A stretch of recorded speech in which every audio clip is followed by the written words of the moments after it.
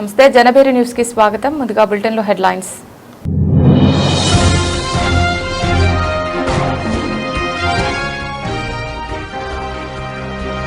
ఇళ్లను పేదలకు పంపిణీ చేసిన సీఎం చంద్రబాబు నాయుడు.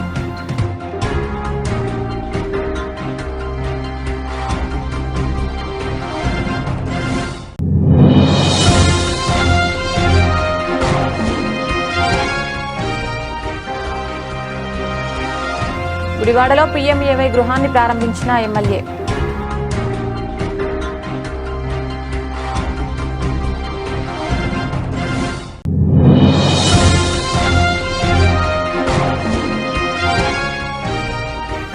ప్రభుత్వ వైద్య విద్యార్థుల పరిశోధనలు క్రీడలకు ప్రోత్సాహం. ఎన్టీఆర్ హెల్త్ యూనివర్సిటీ ఉపకులపతి డాక్టర్ పి చంద్రశేఖర్.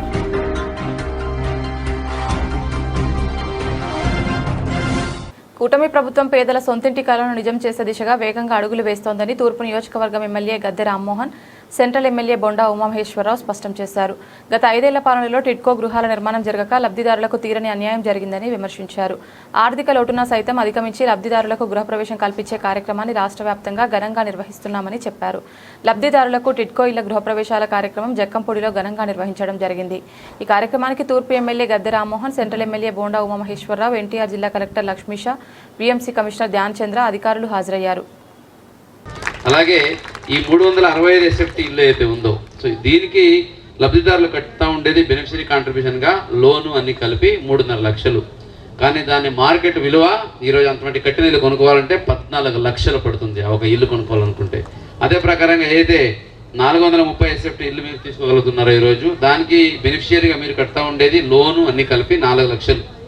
అదే మార్కెట్లో అటువంటి ఇల్లు మనం ఇప్పుడు కొనుక్కోవాలంటే 17 lakhs అవుతుందన్నమాట. సో ఇటువంటి మంచి ఒక ఆలోచనతో ఆలోచించి ఒక ప్లాన్ చేసుకొని దీన్ని టిడ్కో ద్వారా ఇంప్లిమెంట్ చేసి ఇంత విలువ కలిగిన ఇల్లుని ఒక అన్ని సదుపాయాలతో, మీరు ఇప్పుడు చూస్తే ఇల్లు అంటే కేవలం గోడ, విండో, డోర్స్ కాదు, ఇక్కడ కావాలి.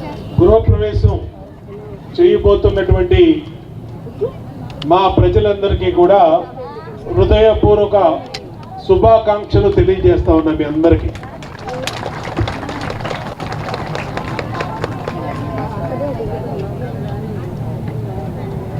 మనిషిగా పుట్టినటువంటి మనమందరం ప్రతి ఒక్కళ్ళం కూడా సొంత ఇంటిలో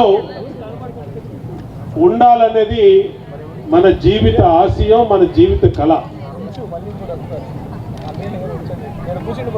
ఒక ఇల్లు అది చిన్నదైనా పెద్దదైనా ఆ ఇంటిలోకి మన సొంతగా ఒక గూడు ఉండాలనేది. నిధుల సమీకరణ ఇవన్నీ మొదలైన తర్వాత సంవత్సరన్నర కాలంలో ఈ నిర్మాణాలు మొదలుపెట్టి చాలా వరకు పూర్తి చేయడం జరిగింది. ఆ రోజున అనుకోకుండా 4 నెలలు ఎలక్షన్ ముందుకు రావటం వల్ల దాన్ని ఆ రోజున హ్యాండ్ ఓవర్ చేయలేకపోయారు. ఉన్న చిన్న చిన్న పనులు చేసి తర్వాత వచ్చిన ప్రభుత్వం అది వీటి సంగతి పిచ్చి మొక్కలు మొలిసినా కూడా తీయలేని పరిస్థితిలో ఆ ప్రభుత్వం ఉంది. కానీ మీ అందరి పేరిట 3,27,000 డబ్బులు తీసుకునే దాంట్లో మాత్రం చాలా ఉత్సాహంగా జగన్మోహన్ రెడ్డి గారు డబ్బులు తీసుకున్నారు. ఆ డబ్బులు ఎటు వెళ్ళిపోయాయో, ఏ ఖాతాలోకి వెళ్ళిపోయాయో ఆ దేవుడికి ఆయనకి తెలిసి ఇంకెవరికి తెలియదు. ఒకవేళ తీసుకున్న ఆయన దాంట్లో 30,000, 40,000 ఖర్చు చేసి ఆ ఇంట్లో నిర్మాణం పూర్తి చేయవలసిన బాధ్యత. ప్రతి పేదవాడికి ఇల్లు కట్టించి ఇవ్వాలన్నది తమ లక్ష్యమని సీఎం చంద్రబాబు అన్నారు. 2029 నాటికి ప్రతి ఒక్కరికి ఇల్లు కట్టిస్తామన్నారు. తిరుపతిలోని 10,659 ఇల్లు నిర్మించి అందించామన్నారు. 2.50 లక్షల గృహప్రవేశాలు జరుగుతున్నాయంటే రికార్డని, కూటమి ప్రభుత్వం వచ్చాక రెండోసారి గృహప్రవేశాలు చేస్తున్నట్లు గుర్తు చేశారు. రాష్ట్రంలో ఇప్పటి వరకు 5.50 లక్షల ఇల్లు నిర్మించి ఇస్తామన్నారు. ప్రతి ఒక్కరికి సొంత ఇల్లు ఉండాలన్న లక్ష్యంతో పనిచేస్తున్న ప్రజాప్రభుత్వం మరోసారి సామూహిక గృహప్రవేశాల ద్వారా పేదలకు ఇళ్ల పంపిణీ చేపట్టింది. రెండో విడత ఇళ్ల పంపిణీలో భాగంగా రాష్ట్ర వ్యాప్తంగా ఏకకాలంలో 2.5 లక్షల గృహప్రవేశాలు ఘనంగా నిర్వహించింది. తిరుపతి జిల్లా సూలూరుపేట నియోజకవర్గంలో సోమవారం జరిగిన సామూహిక గృహప్రవేశ కార్యక్రమంలో ముఖ్యమంత్రి చంద్రబాబు పాల్గొని లబ్ధిదారులతో గృహప్రవేశాలు చేయించారు.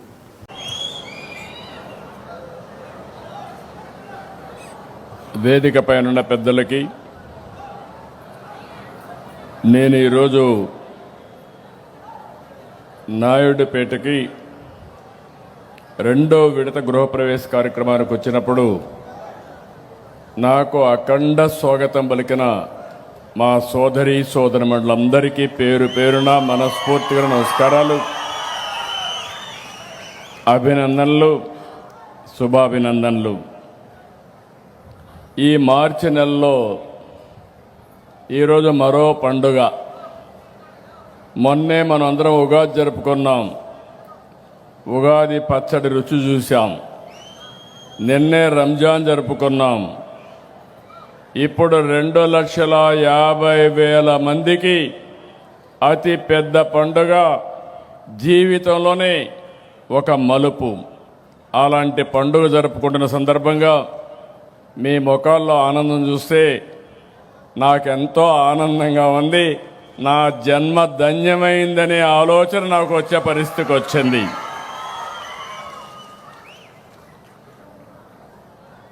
ఇప్పుడు మనందరం చూస్తే ఇల్లు అనేది మనందరికి కూడా ఒక సంతోషాన్ని ఇస్తుంది. అలాంటిది ఈరోజు 2,50,000 మంది గృహప్రవేశాలు చేస్తున్నారంటే ఇది ఒక చరిత్ర. కూటమి ప్రభుత్వం వచ్చిన తర్వాత ప్రస్తుతం రాష్ట్రంలో అధికారంలో ఉన్న కూటమి ప్రభుత్వం అమరావతి విషయంలో ప్రజలను తీవ్రంగా మభ్యపెడుతోందని మాజీ మంత్రి వెల్లంపల్లి శ్రీనివాసరావు ధ్వజమెత్తారు. కౌన్సిల్ను పక్కన పెట్టి అసెంబ్లీలో తీర్మానాలు చేయడం వెనుక ఉన్నది అవినీతి బయటపడుతుందనే భయమేనని స్పష్టం చేశారు. బ్రాహ్మణ వీధిలో గల తన కార్యాలయంలో ఏర్పాటు చేసిన విలేకరుల సమావేశంలో మాజీ మంత్రి వెల్లంపల్లి శ్రీనివాసరావు మీడియా సమావేశాన్ని నిర్వహించారు. వెల్లంపల్లి మీడియాతో మాట్లాడుతూ అధికారంలో ఉండి కేవలం అప్పులు తీసుకోవడం, అవినీతి చేయడం, ప్రశ్నిస్తే బురద జల్లడమే ఈ ప్రభుత్వ నైజమని మండిపడ్డారు. అందరికీ నమస్కారం. ఈ కూటమి ప్రభుత్వం మళ్ళీ అమరావతి అని చెప్పని ఒక కొత్త డ్రామాకి తెరతీయడం జరిగింది. ఈ ప్రభుత్వం ఏర్పడి 2 సంవత్సరాల్లో అమరావతి నిర్మాణం శరవేగంగా చేస్తాం, మేము 28 లోపు ఈ అమరావతిని పూర్తి చేస్తామని చెప్పని పదే పదే చంద్రబాబు నాయుడు గారు, మున్సిపల్ శాఖ మంత్రి గారు, సకల శాఖ మంత్రులు వీళ్ళందరూ కూడా పదే పదే మాట్లాడుతున్నారు. 28 లోపు పూర్తయ్యే అమరావతికి మళ్ళీ ఎందుకు అసెంబ్లీలో మీరు తీర్మానం కావాలని చెప్పి అన్నారో సమాధానం చెప్పాలి. రాష్ట్ర ప్రజలకి మీరు సమాధానం చెప్పాలి. ఎందుకంటే 28 లోపు మీరు పూర్తి చేస్తారు నమ్మకం మీకుంటే అమరావతిని ఇక్కడి నుంచి కదిపేవాళ్ళు ఎవరుంటారు? అమరావతిని మేము ఇక్కడి నుంచి కదిపేవాళ్ళు ఎవరుంటారు? కేవలం రాష్ట్ర ప్రజల్ని మోసం చేయడానికి అమరావతి రైతులు ఏదైతే మీరు 2వ విడత భూములు మీరు మళ్ళీ తీసుకుందామని చెప్పి అనుకుంటున్నారో వాటికి వ్యతిరేకంగా రైతుల యొక్క నినాదం వినపడుతున్న సందర్భంగా ఈ యొక్క అసెంబ్లీలో ఇది మేము బిల్లు పెట్టాము అని చెప్పి రైతులను మోసం చేయడానికి తప్ప చంద్రబాబు నాయుడు ఈ అసెంబ్లీ ద్వారా ఒరిగింది ఏమీ లేదు అని చెప్పిన కూడా నేను మీ ద్వారా తెలియపరచుకుంటున్నాను. బాలేదా? చంద్రబాబు నాయుడు మీ ద్వారా చంద్రబాబు నాయుడు చేసిన మోసాలని మీ ద్వారా రాష్ట్ర ప్రజలకు తెలియజేసే విధంగా మీకు చెప్తున్నాను. ఎందుకంటే అమరావతి మీరు రాష్ట్ర రాజధాని చెప్పడం కానివ్వండి, రైతుల దగ్గర మొదటి విడతగా రైతుల దగ్గర 33,000 ఎకరాలు సేకరించి కనీసం వాళ్ళకి భూములు ఎక్కడున్నాయో తెలియదు, కౌలు సరిగ్గా ఇస్తున్నారో తెలియదు, వాళ్ళ భూమి ఎక్కడుందో చూపెట్టిన పరిస్థితి లేదు. రైతులందరూ కూడా ఆందోళన చేస్తుంటే మళ్ళీ మీరు 2వ విడతలో మేము అక్కడ ఎయిర్పోర్ట్ కడతాము, అక్కడ పోర్టు కడతాము, లేదా అక్కడ రైల్వే స్టేషన్లు కడతాము అని చెప్పని 1000 ఎకరాలు మళ్ళీ భూమిని మీరు సమీకరణ కోసం మీరు ప్రయత్నం చేస్తున్నారు. ఆ ప్రయత్నానికి ఏంటంటే అక్కడ రైతులను మోసం చేయడానికి. నిజంగా మీకు చిత్తశుద్ధి ఉంటే కనుక అసెంబ్లీ తీర్మానం ఒక్కటి సరిపోతుందా? కౌన్సిల్ తీర్మానం కూడా కావాలి కదా. అసెంబ్లీలో ఏదైనా బిల్లు పాస్ అవ్వాలంటే అది సంపూర్ణంగా పాస్ అవ్వాలంటే మళ్ళీ కౌన్సిల్లో కూడా పాస్ అవుతాయి, కానీ అది సంపూర్ణం కాదు. అటువంటిది ఒక 5-6 గంటల అసెంబ్లీ పెట్టేసి సీఎం దగ్గర నుంచి, డిప్యూటీ సీఎం దగ్గర నుంచి, మంత్రుల దగ్గర నుంచి, ఎమ్మెల్యేల దాకా జగన్మోహన్ రెడ్డి గారిని నిందించడం, దూషించడం తప్ప మీరు అమరావతిలో మీరు చేస్తుంది ఏంటి, అమరావతికి మేము ఏ విధంగా చేయదలుచుకున్నాం, అమరావతిని ఏ విధంగా అభివృద్ధి చేద్దామని చెప్పని ఎక్కడైనా కానీ మీరు మాట్లాడిన పరిస్థితి ఉందా? మాట్లాడితే జగన్మోహన్ రెడ్డి గారిని దూషించడం, 2014 నుంచి 2019 నుంచి 24 ప్రభుత్వాన్ని నిందించే విధంగా మీ యొక్క అసెంబ్లీ జరిగింది తప్ప మేము అమరావతి వల్ల ఇది ఏది తెలుసుకున్నాం, అమరావతి ద్వారా మనకి ఇవి వస్తున్నాయి, అమరావతి ద్వారా రాష్ట్ర ప్రజలకు ఇలా మేలు జరుగుతుందని చెప్పి ఏదైనా మీరు చెప్పారు దాంట్లో ఏమన్నా?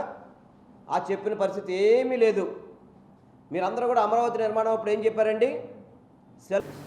ఆంధ్రప్రదేశ్ రాష్ట్రంలో మావోయిస్టు పార్టీకి భారీ షాక్ తగిలింది. దశాబ్దాలుగా అడవిని నమ్ముకొని కీలక కార్యకలాపాల్లో పాల్గొంటున్న అగ్రనేత చెల్లూరు నారాయణరావు అలియా సురేష్ పోలీసుల ముందు లొంగిపోయారు. కేంద్ర కమిటీ సభ్యుడిగా ఆంధ్ర ఒడిశా సరిహద్దు కార్యదర్శిగా బాధ్యతలు నిర్వహిస్తున్న సురేష్తో పాటు మరో 7 దళ సభ్యులు డీజీపీ హరీష్ కుమార్ గుప్తా సమక్షంలో జనజీవన స్రవంతిలో కలిశారు. కేంద్ర కమిటీ సభ్యుడిగా ఆంధ్ర ఒడిశా సరిహద్దు కార్యదర్శిగా బాధ్యతలు నిర్వహిస్తున్న సురేష్తో పాటు మరో 7 దళ సభ్యులు నేడు విజయవాడలో డీజీపీ హరీష్ కుమార్ గుప్తా సమక్షంలో జనజీవన స్రవంతిలో కలిశారు. సుమారు 30 ఏళ్లుగా మావోయిస్టు ఉద్యమంలో ఉన్న నారాయణరావుపై ప్రభుత్వం భారీగా 25 లక్షల రూపాయల రివార్డు ప్రకటించింది. ఈరోజు ఈ ప్రెస్ కాన్ఫరెన్స్లో ఈ లెఫ్ట్ వింగ్ ఎక్స్ట్రీమిజం మీ అందరికీ తెలిసిన విషయం. సెంట్రల్ గవర్నమెంట్ ఒక ప్రామిస్ చేశారు, 31 మార్చ్ లోపల ఇది మొత్తం ఒక కన్క్లూజన్కి ఒక ఎండ్కి తీసుకొస్తాము. ఈ క్రమంలో లాస్ట్ 1.5-2 ఇయర్స్లో ఆంధ్రప్రదేశ్లో మేము పోలీస్ తరఫున మన ప్రయత్నం చేశాము. ఎక్స్చేంజెస్ ఆఫ్ ఫైర్ అయినాయి, సరెండర్స్ అయినాయి, అట్లాగే అరెస్టులు కూడా అయినాయి. సో ఈ రోజుతో ఈ మొత్తం ఒక లెఫ్ట్ వింగ్ ఎక్స్ట్రీమిజం ఆంధ్రప్రదేశ్లో ఒక ఎండ్కి వచ్చినట్టుగా చెప్తున్నాము. ఈ క్రమంలో చాలామంది కృషి చేశారు, సొసైటీ చేశారు, గవర్నమెంట్ డైరెక్షన్స్ ఉన్నాయి. ముఖ్యంగా మన ఎస్ఐబి ఇంటెలిజెన్స్ చాలా మంచి పని చేసి ఈ మన స్పెషల్ ఫోర్సెస్ గ్రేహౌండ్స్ కానీ స్పెషల్ పార్టీస్ కానీ అందరు పనిచేసి ఈ ఒక ఎండ్కి తీసుకొచ్చాము. ఈరోజు ఇప్పుడు మన ముందు మన కాల్ ఇచ్చాము, మీరు అందరు రండి, మెయిన్ స్ట్రీమ్కి వచ్చి మీరు సొసైటీలో ఒక భాగం. రాబోయే శనివారం నిర్వహించనున్న రన్ ఫర్ జీసస్ కార్యక్రమాన్ని విజయవంతం చేయాలని Andhra Pradesh pastors and Christians leaders association ప్రధాన కార్యదర్శి పాస్టర్ దయానందం పిలుపునిచ్చారు. రన్ ఫర్ జీసస్ కార్యక్రమంలో క్రైస్తవులు పెద్ద ఎత్తున పాల్గొని ఐక్యతను చాటాలని ఆయన కోరారు. మధురానగర్లో పాస్టర్ దయానందం ఆధ్వర్యంలో రన్ ఫర్ జీసస్ కార్యక్రమం నిర్వహణపై కీలక సన్నాహక సమావేశం జరిగింది. ఈ సందర్భంగా ఏర్పాటు చేసిన విలేకరుల సమావేశంలో ఆయన మాట్లాడుతూ క్రైస్తవ సమాజం అంతా ఏకతాటిపై వచ్చి క్రీస్తు ప్రేమను చాటి చెప్పాల్సిన సమయం ఆసన్నమైందని అన్నారు. గత కొన్నేళ్లుగా భక్తి శ్రద్ధలతో నిర్వహిస్తున్న ఈ రన్ ఫర్ జీసస్ ఈ ఏడాది కూడా ఎంతో ఘనంగా జరగాలని ఆయన ఆకాంక్షించారు. విజయవాడ మహాపట్టణంలో ఉండే అన్ని డినామినేషన్లో ఉండేటువంటి సంఘ సేవకులకు, క్రైస్తవ సమాజానికి ప్రభు అయిన యేసుక్రీస్తు నామములో మా యొక్క వందనాలు తెలియపరుస్తున్నాం. ఈ రోజున ఇక్కడ విజయవాడ పట్టణంలో ఉండేటువంటి క్రైస్తవ సేవకుల నాయకులందరము కూడా ఒక ప్రత్యేకమైనటువంటి సమావేశాన్ని మధురానగర్లో నిర్వహించడం జరిగింది. ఈ యొక్క సమావేశం యొక్క ముఖ్య ఉద్దేశము ప్రతి సంవత్సరము కూడా రన్ ఫర్ జీసస్ అనేటువంటి కార్యక్రమం ద్వారా డినామినేషన్స్ తావు లేకుండా క్రైస్తవ సమాజాన్ని అందరినీ కూడా ఏకతాటిపై ఉంచాలి, అందరిది ఒకే గొంతుగా ఉండాలనేటువంటి ఉద్దేశంతో ఈ రన్ ఫర్ జీసస్ అనేది దాదాపు కొన్ని సంవత్సరాల నుంచి కూడా మన భారతదేశంలోనూ ఆంధ్ర రాష్ట్రంలోనూ కూడా ఘనంగా జరుగుతుందని చెప్పడానికి ఏమాత్రం సందేహం లేదు. ఈనాటి పరిస్థితులన్నీ మనం చూస్తున్నాం.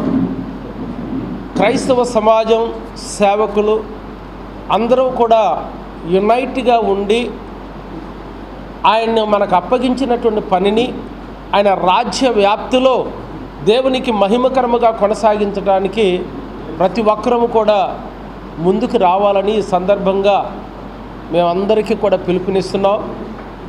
ఈ రోజున చాలామంది నాకెందుకులే వారెవరో చేస్తున్నారు అనేటువంటి ఉద్దేశంతో సమస్యలను ఎక్కువ చేసేటువంటి పరిస్థితి ఉంది. ఈ రోజున అందరము కూడా ఐక్యతతో కలిసి ఉండేటువంటి ఉద్దేశంతోనే ఈ రన్ ఫర్ జీసస్ అనేటువంటి ప్లాట్ఫామ్ అనేది వచ్చిందని కూడా మనవి చేస్తూ, ఇది మా పని, ఇది మాది అని ప్రతి సంఘములో ఉన్న సేవకులు, పాస్టర్స్, విశ్వాసులు అందరూ కూడా శనివారము ఉదయము 5:30 ఆర్సిఎం కెథడ్రాల్ బెంచ్ సర్కిల్ దగ్గర ఉండేటువంటి చర్చి దగ్గరికి ప్రతి ఒక్కరూ కూడా, ప్రతి క్రైస్తవ సమాజం అందరూ కూడా అక్కడికి రావాలని ప్రేమపూర్వకంగా మా ఆహ్వానాన్ని మీకు తెలియజేస్తున్నాం. చర్చి దగ్గర నా పేరు చేట్ల రాజశేఖర్, నేను పాస్టర్ కమ్ అడ్వకేట్ని. విజయవాడ పట్టణం పరిసర ప్రాంత క్రైస్తవ సహోదరులందరికీ కూడా ఈ రన్ ఫర్ జీసస్ తరపున ప్రేమపూర్వకమైన ఆహ్వానాన్ని తెలియచేస్తున్నాం. మరి క్రీస్తు పునరుద్ధానుడై తిరిగి లేచాడని, ఆయన సమాధి ఖాళీగా ఉన్నదని, ఈ ప్రపంచం పుట్టినాక దేవుడు అని చెప్పుకునే వారిలో మరణించి తిరిగి లేచి వేరొక దేహంతో లేచి పరలోకానికి ఎక్కి వెళ్ళిన క్రీస్తును మరొకసారి ఆయన రాబోతున్నాడని, ఈ లోకం అంతమైపోయి అందరం కూడా శాశ్వతంగా జీవించే ఒక మంచి దినాలు రాబోతున్నాయని క్రీస్తుని పునరుద్ధారుడైన క్రీస్తును ప్రకటిస్తూ ఈ రన్ ఫర్ జీసస్ కార్యక్రమాన్ని అందరం కలిసి ప్రారంభించాం. దీన్ని ఆహ్వానంగా మన్నించి ప్రతి ఒక్కరూ కూడా వచ్చినట్లయితే ప్రస్తుతం ఉన్న పరిస్థితులను బట్టి భారతదేశం సెక్యులర్ కంట్రీ, ఎవరి మతాన్ని వారు స్వేచ్ఛగా ప్రకటించుకోవచ్చు. రాజ్యాంగంలో దాని కొరకు కొన్ని ఆర్టికల్స్ ప్రకటించబడినాయి కనుక దాన్ని మనం స్వేచ్ఛగా క్రీస్తును ప్రకటించుకుంటూ ఆ సెయింట్ పాల్స్ కెథడ్రాల్ చర్చ్ దగ్గర నుంచి, నిర్మలా కాన్వెంట్ దగ్గర నుంచి గుండె సంబంధిత చికిత్సల్లో దాదాపు 3 దశాబ్దాలుగా నమ్మకమైన వైద్యాన్ని అందిస్తూ వస్తున్న పెద్దేశ్వర్ హెల్త్ కేర్ సెంటర్ మరిన్ని కీలక మైలురాయిలను అధిగమించింది. హృదయ సంబంధ చికిత్సల్లో అత్యంత క్లిష్టమైన గుండె వైఫల్యం చెందిన రోగులకు ప్రాణరక్షకంగా భావించే cardiac resynchronisation therapy with defibrillator ప్రొసీజర్లను నగరంలోని పెద్దేశ్వర్ హెల్త్ కేర్ సెంటర్ విజయవంతంగా నిర్వహించి ఘన చరిత్రను కొనసాగిస్తోంది. Good morning and welcome to print and electronic media. Heart care centre నుంచి మేము ఒక ఇంపార్టెంట్ ఇన్ఫర్మేషను ప్రజలకి ఇన్ఫామ్ చేయడానికి ఈరోజు మీటింగు యొక్క ముఖ్య ఉద్దేశం. సో మనకి ఒక రకమైన హార్ట్కి సంబంధించి కరెంటు ఎలక్ట్రిసిటీ ప్రాబ్లం వచ్చిన డిసీజుల్ని మనం ఎలక్ట్రోఫిజియలాజికల్ ప్రాబ్లమ్స్ అంటాం. సో ఈ ప్రాబ్లమ్స్ ఇంతకుముందు అన్నీ దీనికి సంబంధించిన ఏ ప్రాబ్లం వచ్చినా హైదరాబాదు పంపించేవాళ్ళం. సో అది మనకి విజయవాడలో అందుబాటులో లేదు. సో లాస్ట్ 1 ఇయర్లో దాన్ని మనం విజయవాడకి తెప్పించి ఇక్కడ దిగ్విజయంగా చేయగలుగుతున్నాం. ఇంకా మనం హైదరాబాద్ వెళ్ళాల్సిన అవసరం లేకుండా ఇక్కడే కంప్లీట్ అవుతుంది. వీటిల్లో ఫస్ట్ది ఏంటంటే electrophysiological study and catheter ablation. So ఇది ఎందుకు చేస్తామంటే హార్ట్ బీటింగ్ నార్మల్గా 70 ఉంటుంది. ఇది మోర్ దాన్ 200 వెళ్ళిపోయినప్పుడు లైఫ్ రిస్క్ అయ్యే ఛాన్స్ ఉంటుంది. అలాంటి వాళ్ళకి మనం ఈ ఎలక్ట్రోఫిజియలాజికల్ స్టడీ చేసి ఎక్కడ ఈ బైపాస్ ట్రాక్ట్స్ ఉన్నాయో చూసి వాటిని లేజర్ ద్వారా బ్లాస్ట్ చేస్తారు. దాన్నే రేడియో ఫ్రీక్వెన్సీ అబ్లేషన్ అంటాం. ఇది మనం మోర్ దాన్ 100 కేసెస్ లాస్ట్ 1 ఇయర్లో చేసాం దిగ్విజయంగా. మళ్ళీ ఒక్కళ్ళకి కూడా రికరెన్స్ రాల, ఆల్మోస్ట్ 100% సక్సెస్ రేటు. ఇది ఫస్ట్ వెరైటీ. రెండోది మామూలు పేస్ మేకర్స్ అందరూ చేస్తారు, అది రొటీన్గా జరుగుతుంది, దాని గురించి మనం మాట్లాడాల్సింది ఏం లేదు. ఇప్పుడు మనం హార్ట్ 4 గదులు ఉంటాయి. ఈ 4 గదులు కూడా హార్ట్ బీట్ అయిన. అందరికీ నమస్కారం అండి. నేను doctor Akash Pallem, interventional cardiologist, Peddeshwar health care centre. ఇవాళ ఈ ప్రెస్ మీట్ యొక్క ముఖ్య ఉద్దేశం ఏంటంటే, ఇంతకుముందు కార్డియాలజీ అనేది సూపర్ స్పెషాలిటీ. ఇప్పుడు సూపర్ స్పెషాలిటీలో దాన్ని 3-4 విభాగాలుగా విభజించి సబ్ సూపర్ స్పెషాలిటీస్ కింద కార్డియాలజీని మనం ఎక్స్టెన్సివ్గా స్టేట్ ఆఫ్ ది ఆర్ట్ ఇన్ఫ్రాస్ట్రక్చర్తో ట్రీట్ చేస్తున్నాం. సో ఫస్ట్ థింగ్ కొరోనరీస్ అంటే రక్తనాళాల జబ్బులు ఎప్పటి నుంచో మనం చేస్తున్నాం. అది కాకుండా ఇప్పుడు కరెంట్ రిలేటెడ్ అంటే గుండె కొట్టుకోవడానికి 2 పదార్థాలు ఉపయోగం ఉంటాయండి. ఒకటి ఎలక్ట్రిసిటీ అంటే కరెంటు, రెండవది కండరం.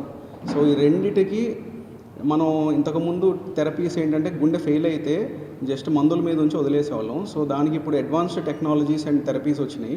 వాటినే మనం కండక్షన్ సిస్టమ్ పేసింగ్ అంటాం. అంటే ఆ కరెంట్ని మనం మళ్ళీ తిరిగి నార్మలైజ్ చేసి ఆ మెషిన్ పెట్టి ఆ మెషిన్ ద్వారా కరెంట్ నార్మలైజ్ చేసే అడ్వాన్స్ టెక్నాలజీని మనం ఇప్పుడు పెద్దేశ్వర హెల్త్ కేర్ సెంటర్లో అందిస్తున్నాం.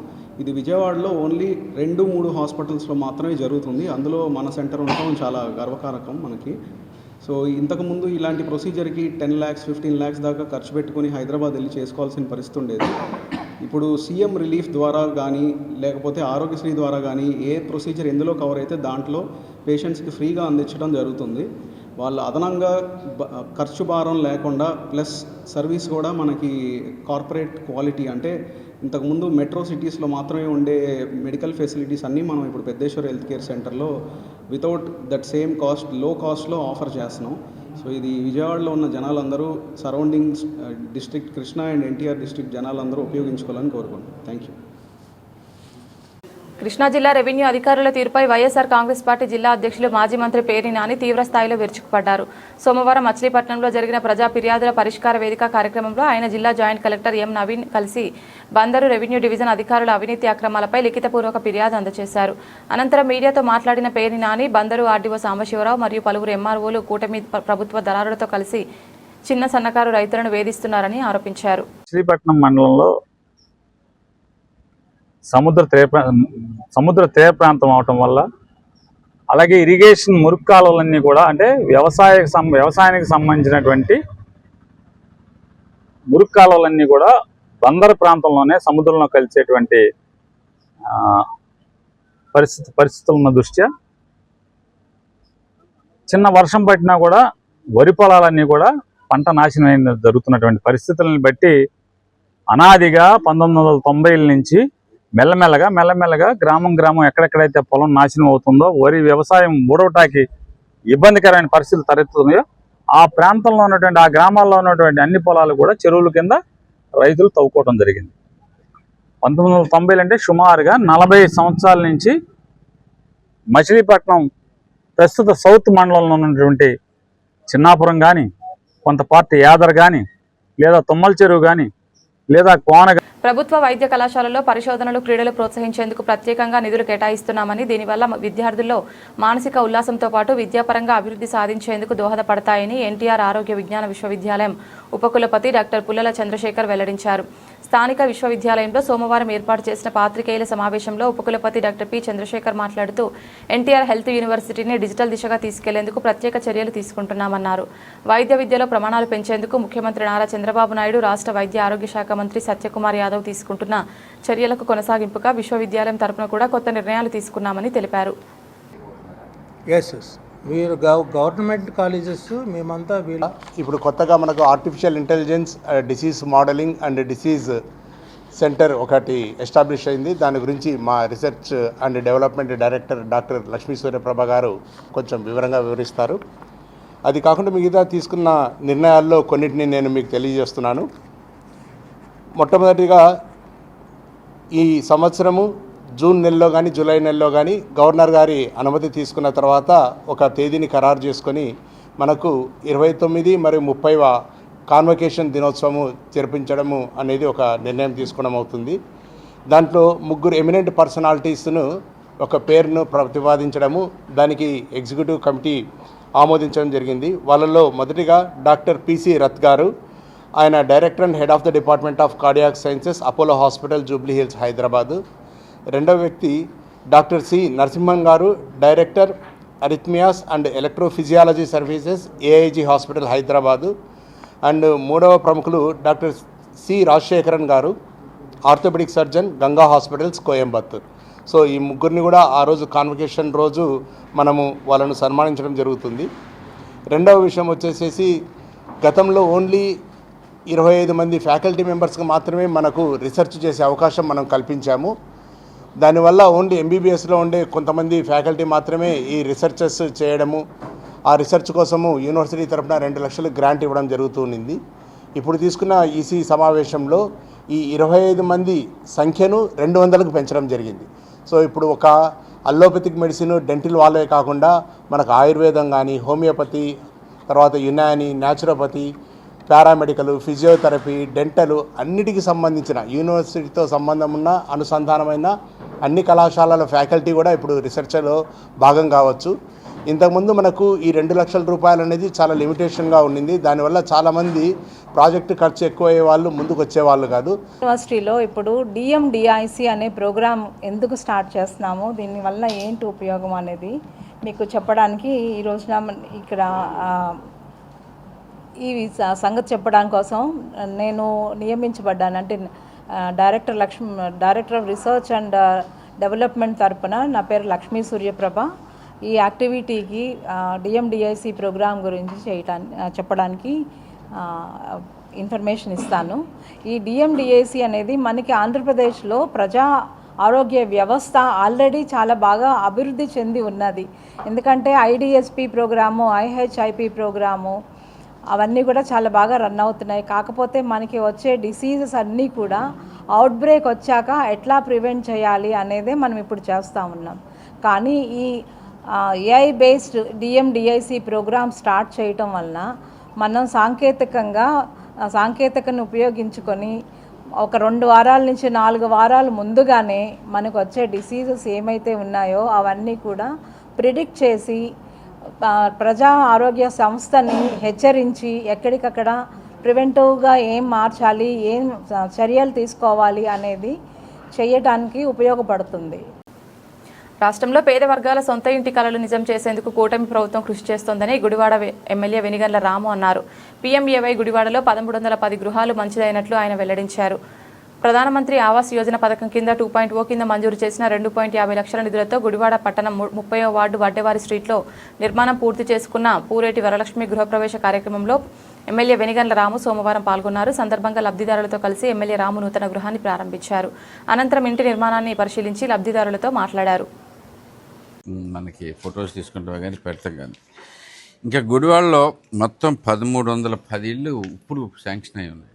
మీన్స్గా దాంట్లో ఆల్మోస్ట్ ఇప్పుడు కూడా మనకి మీ అందరికీ తెలిసిన విషయమే. ఇప్పుడు రేట్ కూడా పెంచుకుని దాంట్లోంచి 2.5 లక్షలు అర్బన్లోను, అలాగే 2,39,000 మనకి గ్రామీణాల్లోనూ మొత్తం శాంక్షన్ చేయటం జరుగుతుంది. So it's a very good, చాలా మంచి ఆపర్చునిటీ. ప్రతి ఒక్కరూ తప్పకుండా వాడుకోవాలని చూస్తున్నాను. ఇది ఎంతో చంద్రబాబు నాయుడు గారు ఎప్పుడు ఎంతో ఆలోచించి దీంట్లోంచి స్కీమ్ అయిపోయినా కానీ ఎక్స్టెన్షన్ తీసుకుని వచ్చి దానికి ప్లస్ దాంట్లో కూడా ఇంకా ఎక్స్ట్రా కూడా యాడ్ చేసి ఇవ్వటం జరుగుతుంది. ఇంకా కూడా ఆపర్చునిటీస్ ఉన్నాయి. ప్రతి ఒక్కరిని కూడా నేను ఎంకరేజ్ చేస్తున్నాను.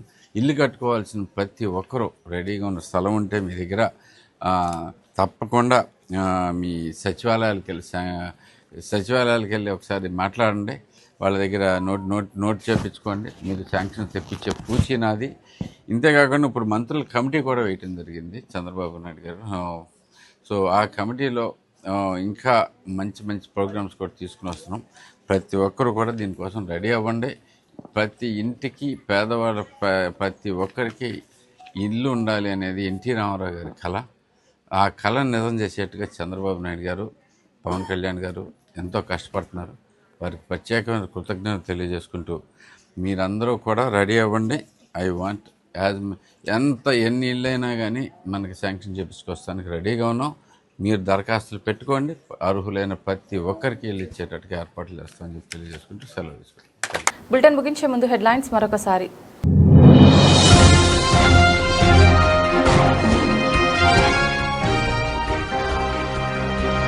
ఇళ్లను పేదలకు పంపిణీ చేసిన సీఎం చంద్రబాబు నాయుడు.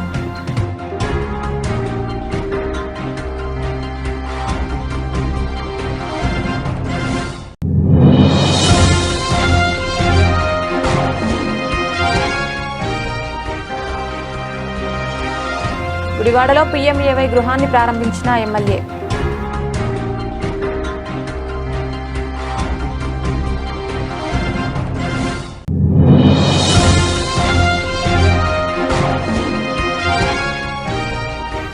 ప్రభుత్వ వైద్య విద్యార్థుల పరిశోధనలు క్రీడలకు ప్రోత్సాహం. ఎన్టీఆర్ హెల్త్ యూనివర్సిటీ ఉపకులపతి డాక్టర్ పి చంద్రశేఖర్.